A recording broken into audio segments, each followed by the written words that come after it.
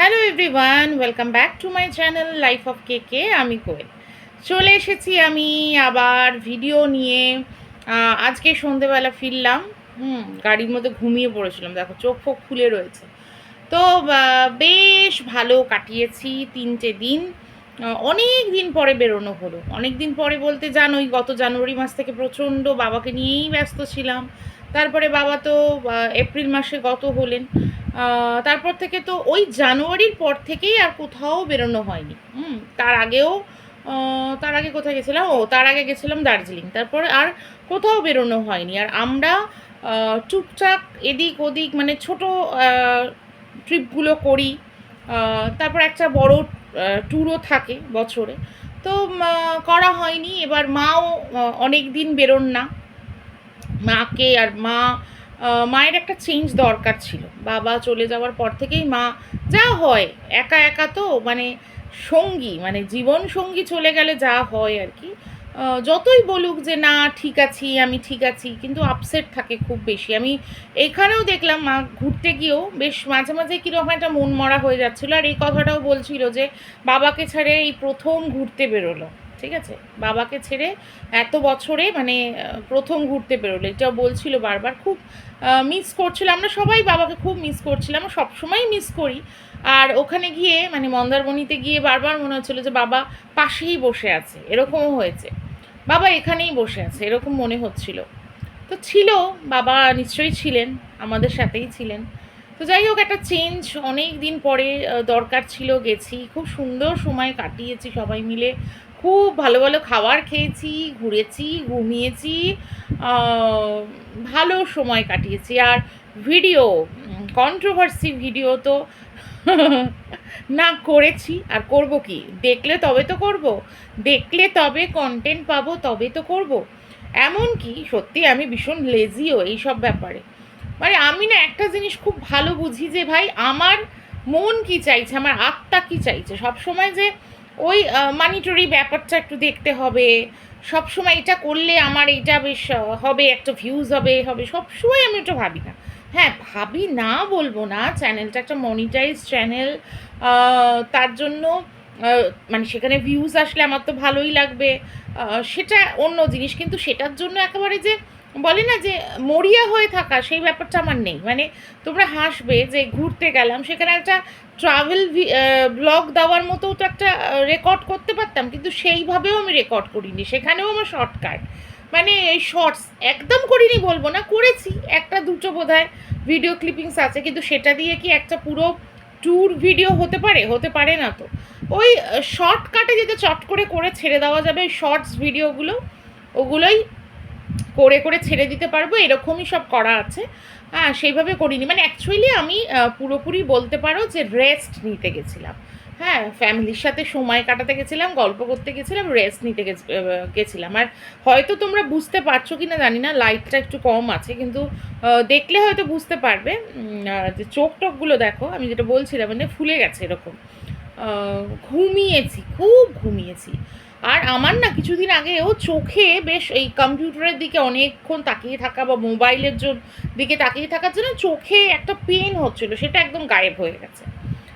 আর না হয় বাবা এই আর কন্ট্রোভার্সি ভিডিওর কথা কি বলবো, একটু আধটু যাদের মানে ভিডিও দেখি আমি, আমার কো ক্রিয়েটার, তাদের ভিডিও দেখে দেখে কিছু জিনিস বুঝতে পারলাম যেগুলো চলছে এখন। ওই IP address hack, fake profile, এসব নিয়ে অনেক কিছু হয়েছে। তো এগুলো নিয়ে আমি আগেও একটা ভিডিও করেছি জানোই।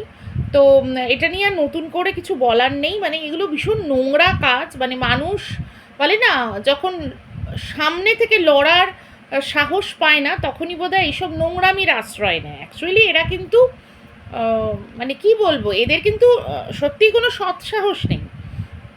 আদারওয়াইজ এইসব কাণ্ড কে করে? মানে নিজেকে না দেখিয়ে অন্যের একটা প্রোফাইল পিকচার লাগিয়ে সেখানে বক্তব্য পেশ করবার কোনো মানেই নেই না। এটা তো অ্যাকচুয়ালি মানে ভীতুর একটা একটা ভীতু মানুষের বহিঃপ্রকাশ, আর কিছুই না।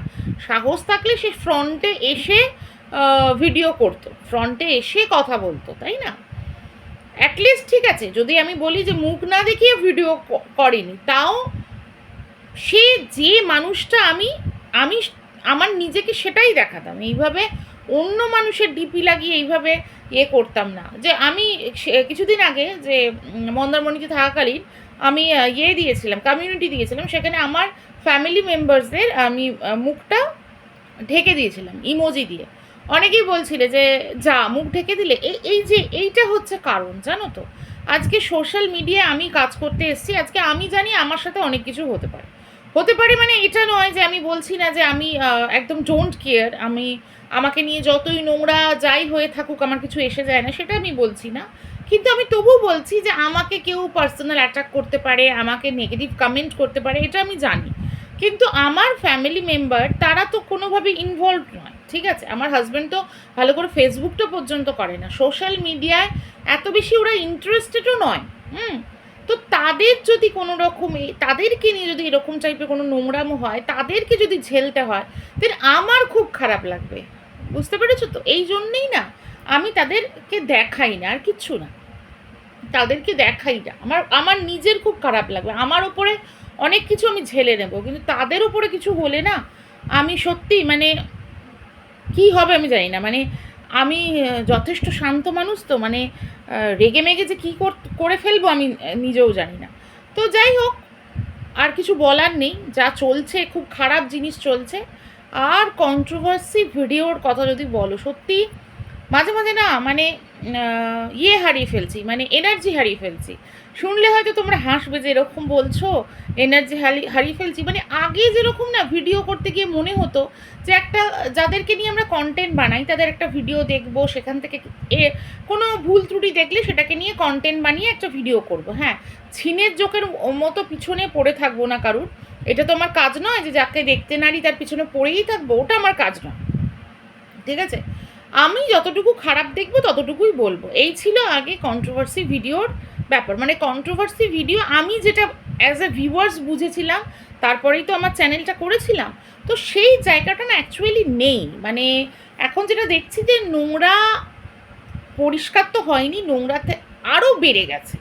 আর সত্যি কথা বলতে কন্টেন্ট করবার জন্য ঘন্টার পর ঘন্টা লাইভ দেখা, ওই 1 ঘন্টা 2 ঘন্টা 3 ঘন্টা লাইভ, এখন তো এই জিনিস চলছে, স্ট্রিম লাইভ, মানে সেটা থেকে আবার কন্টেন্ট বের করে নিয়ে আসা, মানে এটা আমার কাছে রিয়েলি টাফ জব। মানে ওই এতক্ষণ ধরে কারুর দেখবো স্ট্রিম লাইভ এবং সেখান থেকে কন্টেন্ট নিয়ে বানাবো, যারা করছে তারা সত্যি মানে তাদের মানে হ্যাটস অফ মানতেই হবে, তারা ওইখান থেকে দেখে দেখে বসে আবার ভিডিও মানে কন্টেন্ট নিয়ে ভিডিও করছে, সত্যি মানে প্রচুর মানে ধৈর্য আছে। কিন্তু আমার এই ধৈর্যটা সত্যিই নেই, মানে অসম্ভব ব্যাপার হয়ে যাচ্ছে। তো আর ভালো লাগে না, বিশ্বাস করো। মানে এখন ভেবেই রেখেছি কন্ট্রোভার্সি ভিডিও যেরকম ওই কারুর ডেলি ব্লগিং দেখেই যেরকম বানাতাম সেরকমই বানাবো। যদি মারাত্মক কিছু কেউ কোনো সময় লাইভে কিছু বলে থাকে, যদি আমার ভিউয়ার্সরা কোনো সময় এসে আমাকে জানায় যে লাইভে এই অংশে এই জায়গাটা তোমাকে নিয়ে বলেছে বা অন্য কাউকে নিয়ে বলেছে, মানে মারাত্মক যদি কিছু মনে হয় তবেই সেই লাইভ ফাইভ নিয়ে কোনো কন্টেন্ট বানাবো। আদারওয়াইজ ওই যেরকম ডেলি ব্লগারদের নিয়ে কথা বলতাম, তাতে যদি আমার 100 ভিউজও হয় হোক ভাই, আমি মানে ওই যেতে পারবো না। মানে আমি যেটা দেখতে পাচ্ছি মানে মানে এদের সাথে পাল্লা দিয়ে ওই কন্ট্রোভার্সি ড্রেসে আমি বোধহয় দৌড়তে পারবো না, ঠিক আছে। মানে ইন্টারেস্ট হারিয়ে ফেলছি। মানে এখন তো মনে হচ্ছে ভাই আমার ভূত প্রেত পেতনি দৈত্য দানব এরাই ঠিক ছিল। ওই যে মাঝখানে আমি ভূত পেতনির গল্প দিতাম না, সত্যিই মনে হচ্ছে ওই দিকেই পুরো যেতে হবে। মানে এইসব মানে মানুষের কিছু মানুষকে দেখছি তো, মানে সমাজসেবার নামে ওয়াইটি পরিষ্কারের নামে যে নোংরামোটা শুরু করেছে, এইসব দেখে আমার মনে হচ্ছে এইসব মানুষেরকে নিয়ে কন্টেন্ট বানানোর থেকেও বেটার হবে আমার ভূত পেতনিকে নিয়ে কন্টেন্ট বানাই, মানে ভূত পেতনিকে কন্টেন্ট বানাই, মানে ভূতের গল্প শোনাই, এটা মানে বেটার হবে আর কি। আগে যেটা করতাম আর কি, মিডিলে করতাম, মানে কন্ট্রোভার্সি ভিডিও যদি আমার 5টা থাকতো তাহলে 2টো ভূতের গল্প থাকতো, সেটা একদমই বন্ধ হয়ে গেছে। তো ওই দিকে এবার শুরু করতে হবে, বুঝতে পেরেছো? তো চলো, আর কিছু বলার নেই। আর শর্টসগুলো যারা লাইক করেছো, কমেন্ট করেছো, তাদেরকে অনেক অনেক অনেক থ্যাংক ইউ আর অনেক ভালোবাসা। সবাই ভালো থেকো, সুস্থ থেকো, গুড নাইট।